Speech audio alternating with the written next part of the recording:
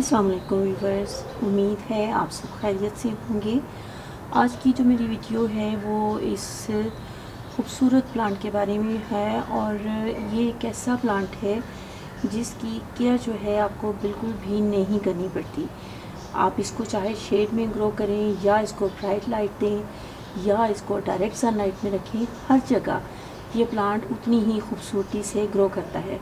Shade में अलबत्ता ये होता है कि इसके जो खूबसूरत रंग हैं ये वाइब्रेंट कलर जो है ये थोड़ा सा डल हो जाता है और आप ये देख रहे हैं ये थोड़ा ग्रीन की टोन में आ जाता है, वरना इसकी ग्रो जो है वो फ़र्क नहीं होता। इसमें फ्लावरिंग जो है ये शेड में पड़ा हुआ प्लांट था और ये इसकी फ्लावरिंग भी जो है वो आप देख रहे हैं कि इसमें हो रही है।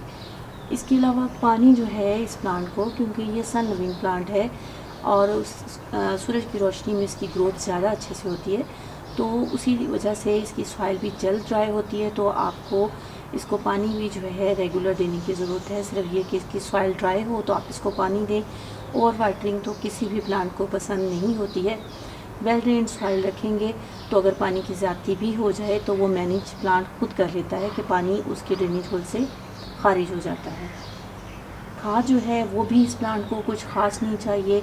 आप ग्रोइंग सीज़न में इसको एक दफ़ा खाद दे दें तो वो भी इसके लिए बेस्ट रहेगा। उससे ज़्यादा इसको खाद की भी ज़रूरत नहीं होती है। और इसी तरह इस प्लांट के ऊपर कोई पेस्ट वगैरह जो हैं वो भी मैंने कभी अटैक नहीं देखा उनका। प्लांट ये हेल्दी और फ्रेश ही रहता है। सिर्फ ये है कि इसको थोड़ा सा रेगुलरली आपको वॉश करने की ज़रूरत है, क्योंकि इसके ऊपर डस्ट वगैरह जो है वो बहुत ज़्यादा नुमायाँ होती है। और इस प्लांट की प्रोपगेशन की अगर बात करें तो इसकी प्रोपगेशन बहुत आसान है। आप इसकी एक इस तरह कटिंग लें, हाथ की मदद से हल्की सी कटिंग आपको इसको तोड़ेंगे टूट जाएगी। ये इसका नोड एरिया है, इसको आप सॉइल में लगा दें और आपका न्यू प्लांट जो है वो बहुत जल्द शुरू हो जाएगा।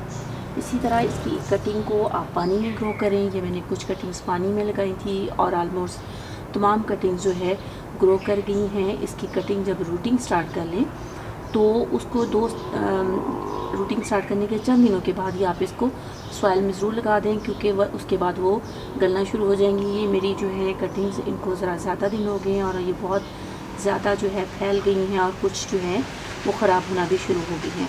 लिहाजा अगर आप चाहते हैं कि आपका प्लांट और जो आपकी प्लांट की कटिंग जो हैं वो फ्रेश रहें तो आप इनको रूटिंग शुरू होने के 2 से 3 दिन के बाद जो है आप सॉइल में लगा दें, ताकि आपका प्लांट जो है अच्छे से ग्रो कर सके। उम्मीद है वीडियो आपको पसंद आई होगी और ये बहुत इजी टू ग्रो प्लांट है और आप अपने घर में इस प्लांट को ला सकते हैं अगर आपके पास प्लांट की देखभाल के लिए कुछ ज़्यादा टाइम नहीं है। फिर मुलाकात होगी, तब तक के लिए अल्लाह हाफिज़।